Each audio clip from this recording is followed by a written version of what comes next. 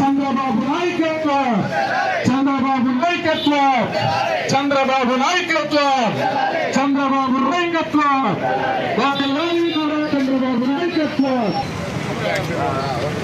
ఏమండి దయచేసి వైడ్ గా సాగితే ఫోటోకి వస్తుంది.